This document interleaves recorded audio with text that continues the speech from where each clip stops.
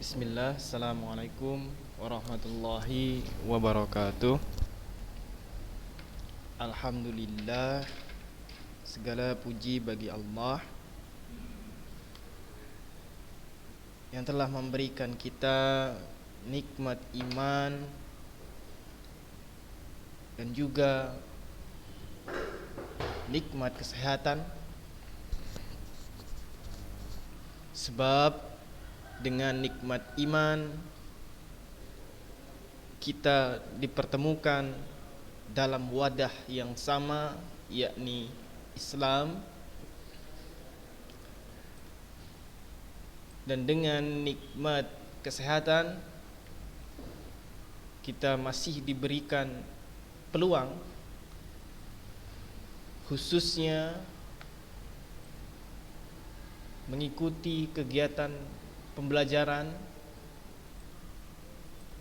seperti saat ini. Meskipun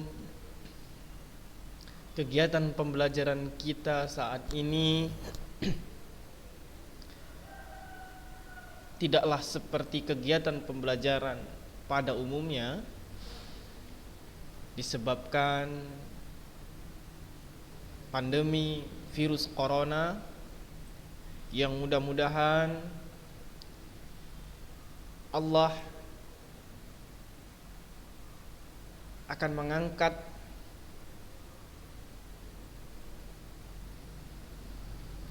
pandemi ini. Setidaknya kita dapat melakukan kegiatan seperti biasanya. Kemudian untuk melanjutkan pembelajaran kita sebelumnya, yakni tentang laporan percobaan, ini adalah subbab terakhir dari teks laporan percobaan.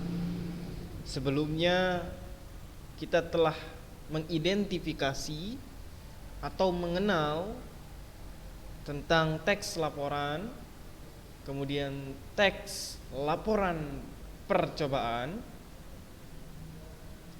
Selanjutnya kita juga telah membahas struktur dari teks laporan, baik itu struktur teks laporan percobaan yang sederhana maupun struktur dari teks laporan percobaan yang sudah kompleks.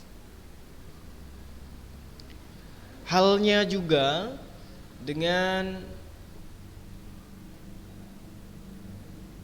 kaidah-kaidah kebahasaan yang terdapat di dalam teks laporan percobaan.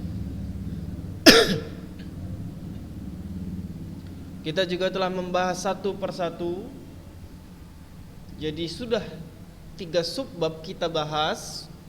Mudah-mudahan dengan izinnya Allah kita dapat memahaminya, dapat menerapkannya dalam kepentingan-kepentingan yang nantinya akan dibutuhkan, baik itu laporan percobaannya maupun penggunaan bahasa yang nantinya dapat menunjang kebutuhan dalam kehidupan kita sehari-hari.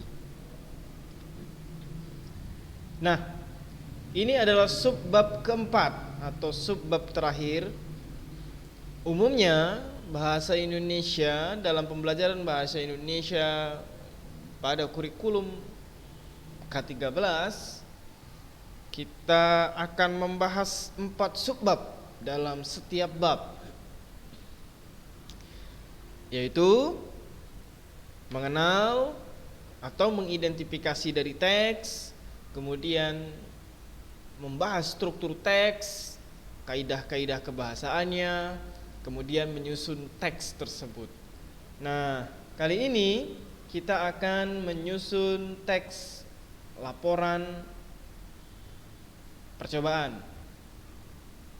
Mengapa kita perlu menyusun teks laporan percobaan? Nah, ini adalah dasar, ya. Laporan percobaan, menyusun teks laporan percobaan adalah sebuah dasar yang nantinya akan membuat kita mudah ketika melakukan sebuah penelitian. Sebab di dalam penelitian itu ada percobaan. Nah, ini dasarnya ada di sini. Nanti kalau di kelas 11 akan belajar tentang karya ilmiah.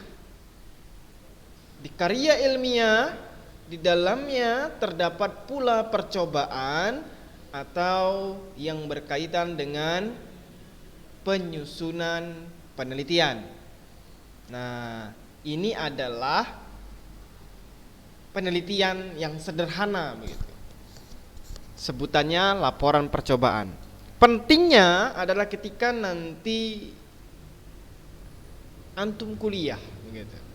S1, S2, S3 itu membutuhkan yang namanya penelitian. Penelitian ini tidak akan jauh-jauh dengan sebuah laporan percobaan. Nah, di sini terdapat 3 langkah, ya, 3 langkah dalam menulis laporan percobaan. Ya, setiap langkah atau tahapan itu, setiap orang terhadap langkah-langkah menulis sesuatu memiliki langkah-langkah tersendiri. Ini adalah langkah secara umumnya. Yang pertama, menulis judul percobaan sesuai dengan objek yang diamati. Buat dulu judul percobaan yang dari objek yang diamati atau dilakukan uji coba, yang diamati atau hendak dilakukan uji coba atau percobaan. Nah, sebelumnya ketika ingin melakukan percobaan, tentunya kita akan menentukan apa yang hendak dicoba. Kalau ini langkah menulisnya. Sebelum menulis tentu kita akan menentukan objek yang hendak dicoba. Apa objek yang hendak dicoba itu? Banyak sekali. Salah satu contohnya adalah menulis dengan tinta tidak terlihat, misalnya begitu. Atau mungkin percobaan membuat slime, ya. Percobaan lainnya membuat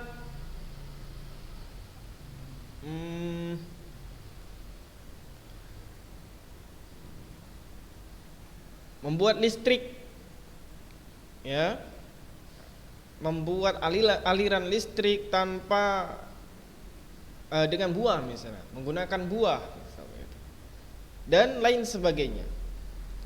Nah, yang perlu diingat, objek uji coba atau percobaan adalah objek yang belum pernah dilakukan sebelumnya. Paham ya? Jadi yang disebut dengan percobaan berarti belum pernah dilakukan sebelumnya. Kalau sudah dilakukan sebelumnya, itu bukan lagi percobaan, sebab sudah dicoba, kecuali dengan cara yang lainnya.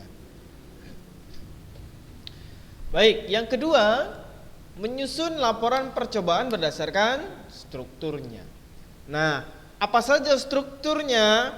Strukturnya itu sudah disebutkan kemarin, terdapat 2 bagian.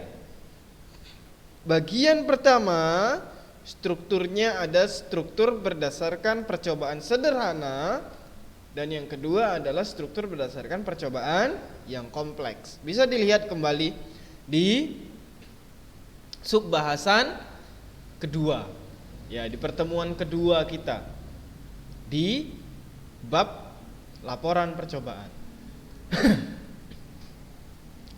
Kemudian menulis kesimpulan dari percobaan yang kita dapat. Ya. Jadi setelah menyusun laporan percobaan berdasarkan strukturnya, kita juga diminta untuk menulis kesimpulan dari hasil percobaan yang kita peroleh. Nah, ini adalah 3 langkah untuk menulis laporan percobaan. Nah, berikutnya ada tugas. Ya. Tugasnya adalah buatlah teks. Ya, buatlah sebuah teks laporan percobaan dengan memerhatikan struktur dan kaidah kebahasaannya. Ya. Kalian diminta untuk membuat teks laporan percobaan.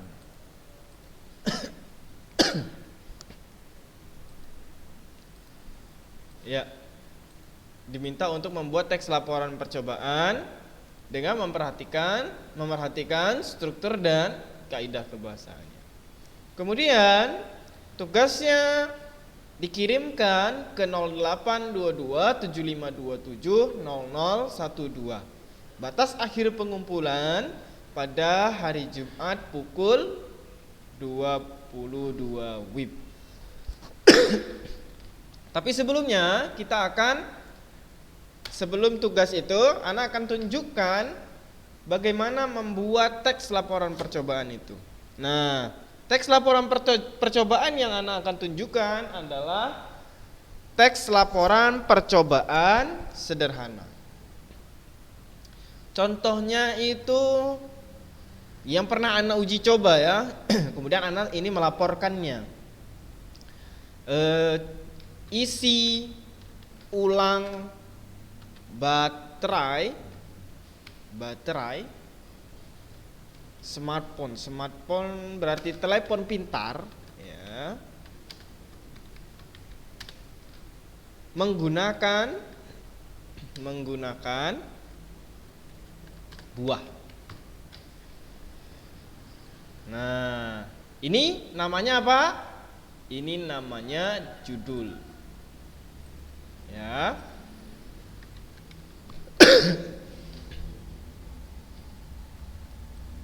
Nah, ini yang namanya judul. Setelah judul ada apa kalau di laporan percobaan sederhana? Ada tujuan. Ya. Jadi tujuan membuat laporan ini apa? Begitu.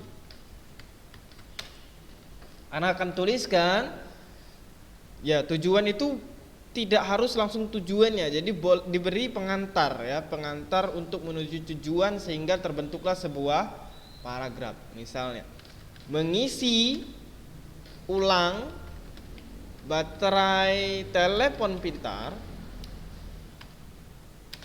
atau kalau bahasanya yang sering sekarang digunakan itu smartphone. Tapi karena itu bukanlah bahasa baku dan sudah ada bahasa bakunya, sebaiknya kita gunakan bahasa baku, yaitu telepon pintar.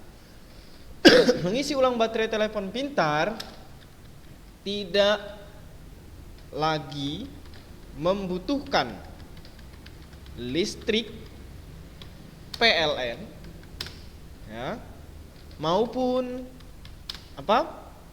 power bank. Nah, power bank di sini dibuat miring. Mengapa? Karena apa? Karena belum ada serapannya. Dan ini berasal dari bahasa Inggris. Yaitu apa? Yaitu dengan buah-buahan. Jadi mengisi ulang baterai telepon pintar tidak lagi membutuhkan listrik PLN maupun power bank. Yaitu dengan apa? Dengan buah-buah. Ya. Apa latar belakangnya? Belakangan ini ya banyak video-video dari kanal YouTube. Dari kanal YouTube luar negeri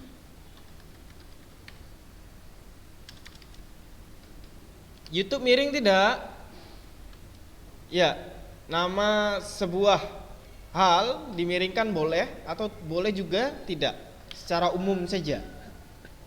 Melakukan percobaan isi ulang baterai telepon pintar dengan buah-buahan. Jadi latar belakangnya karena belakangan ini banyak di video-video di kanal YouTube luar negeri khususnya ya melakukan percobaan isi baterai telepon pintar dengan buah-buahan. Terkadang kita melihatnya mereka menggunakan apel gitu ya, kemudian belimbing, pisang dan lain sebagainya. Nah, secara uji materi ya, setelah melihat banyak di situs-situs tertentu begitu ya, kemudian juga secara kimia gitu, secara uji materi kimia, hal ini masuk akal. Ini latar belakang mengapa kita mau melakukannya. Ini kira-kira masuk akal tidak begitu. Nah, karena apa ini masuk akalnya? Karena masuk akal karena kandungan asam dan elektrolit. Ya, antum sudah belajar kimia pasti tahu yang terdapat apa IPA. Di IPA ini ada namanya masalah asam dan elektrolit. Nanti kelas 9, kelas 8 itu sudah dikenalkan gitu ya. Terdapat di dalam buah. Nah, untuk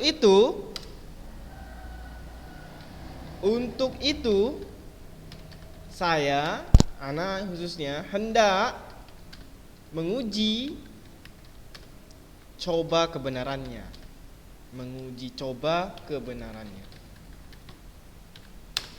Jika terbukti, tentunya akan menjadi alternatif di saat terdesak. Nah, ini tujuannya ini. Kalau terbukti tentu akan menjadi alternatif di saat terdesak. Yang ini adalah pengantar sehingga terbentuklah sebuah paragraf.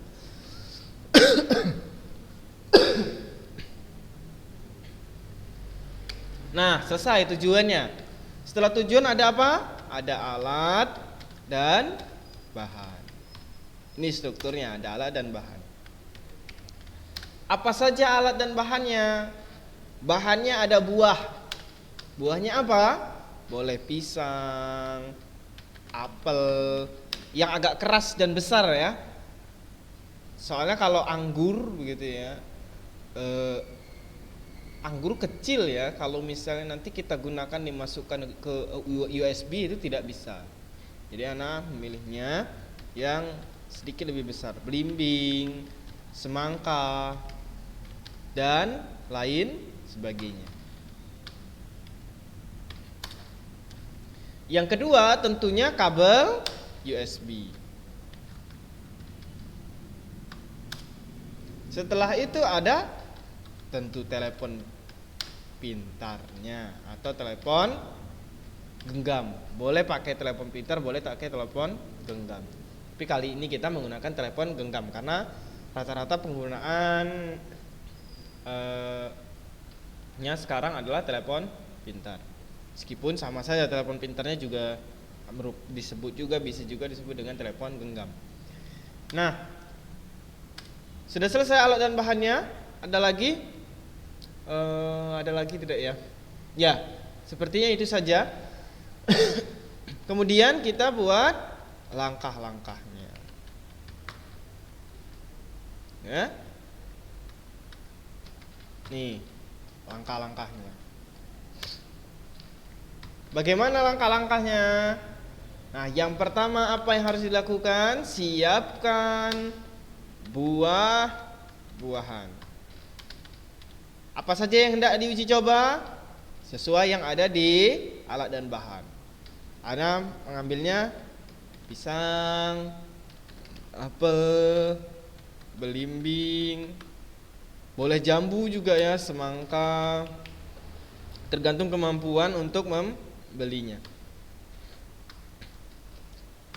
Siapkan buah-buahan, pisang, apel, belimbing, semangka, dan sebagainya. Yang kedua, ambil, apa yang diambil? Kabel USB. Kemudian tancapkan. Kenapa tancapkan? Kita tancapkan ya di buah itu ya, kabel USB bagian yang port 3.0-nya, 3.0-nya atau 2.0-nya itu ya, USB-nya. Kalau dicolokkan berarti di stop kontak listrik begitu ya. Kita tancapkan saja pada buah. Jadi ambil kabel USB, kemudian tancapkan pada buah. Setelah itu apa yang harus kita lakukan? Kemudian sambungkan kabel pada telepon pintar.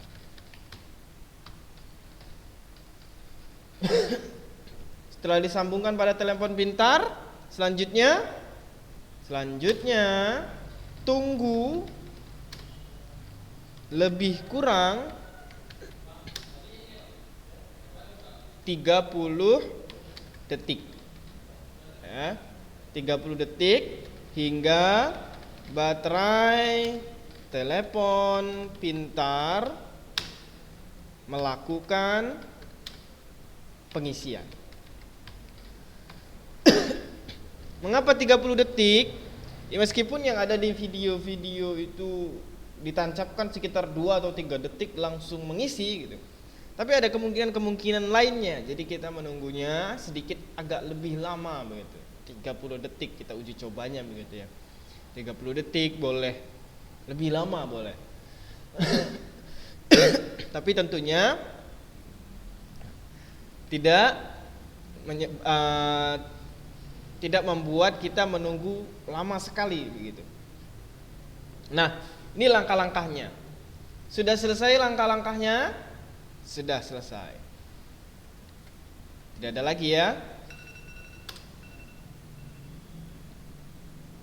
Kemudian setelah langkah-langkah ada apa kalau untuk teks laporan sederhana?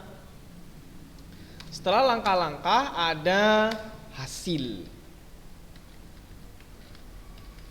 Ya, ada hasil.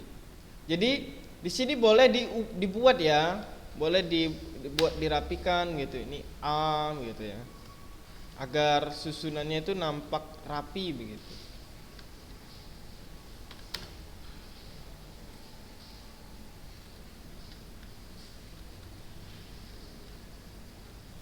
Kemudian di sini B,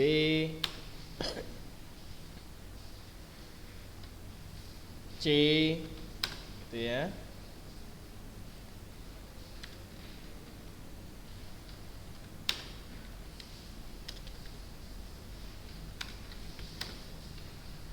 Dan di sini di sini A, di sini B ya.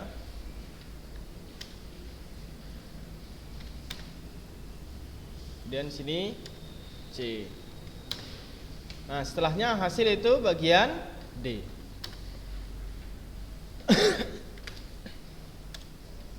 Nah, di hasil berarti hasil percobaan setelah mengikuti tahapan langkah-langkah yang telah dilakukan. Nah, hasil setelah Ana melakukan uji coba ini, Ana laporkan atau Ana sampaikan di bagian ini hasilnya. Jadi cukup mudah. Percobaan gitu ya. Percobaan dalam bentuk paragraf ya. Jadi tidak langsung dibuat satu kalimat. Percobaan berhasil, percobaan tidak berhasil, tidak. Jadi dibentuk dalam bentuk paragraf. Jadi kalimat-kalimat sehingga tersusunlah sebuah paragraf. Misalnya gini. Percobaan dilakukan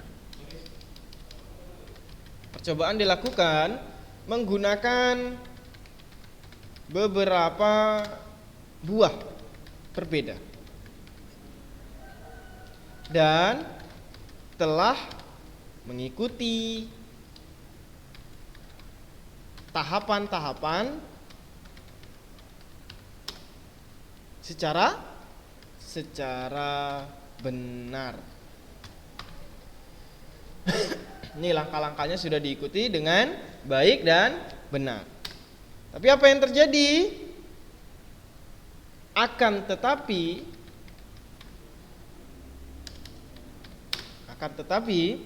baterai telepon pintar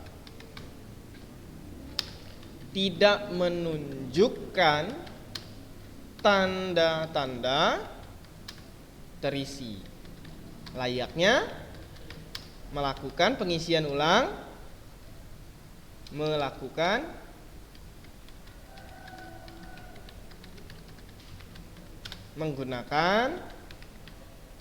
listrik PLN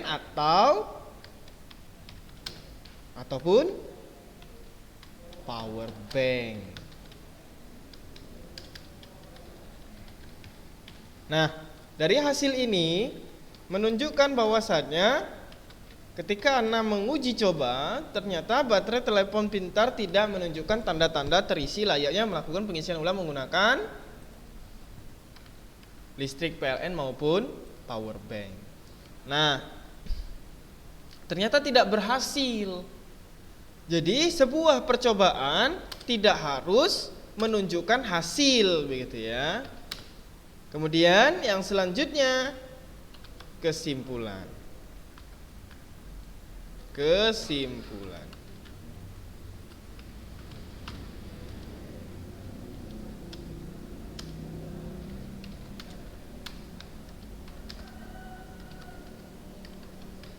Apa kesimpulannya? Ya, kesimpulan yang dapat diambil adalah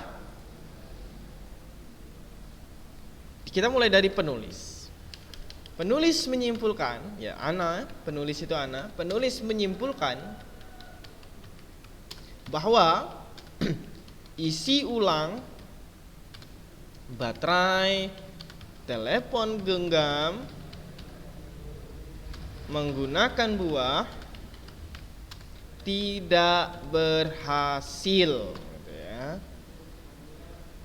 Apa spekulasi dari kita? Kira-kira mengapa kok tidak berhasil? Nah, dituliskan di sini. Dikarenakan kalau menurut Ana besaran voltase ya, yang berasal dari buah tidak mencukupi. Jadi perkiraan Ana, menurut Ana sebagai penulis menyimpulkan bahwasannya baterai telepon genggam itu memiliki voltase yang lebih tinggi begitu. Terkadang ada 5 volt 2 ampere gitu, 5 volt 1 ampere. Nah, ini tidak terpenuhi sehingga tidak bisa mengisi ulang baterai dari telepon genggam. Nah, sampai di sini sudah terbentuklah laporan percobaan dari isi ulang baterai telepon pintar menggunakan buah. Ada tujuan, alat dan bahan, langkah-langkah, hasil dan kesimpulan. Ya, cukup mudah. Jadi, untuk membuat menyusun laporan percobaan sesuai dengan tugasnya, ana harap kalian semua sudah paham. Jadi karena waktunya telah habis, ana akhiri. Mudah-mudahan pembelajaran kita kali ini mendatangkan manfaat yang baik dan dapat dipahami dengan baik pula. Ana akhiri dengan mengucapkan Assalamualaikum warahmatullahi wabarakatuh.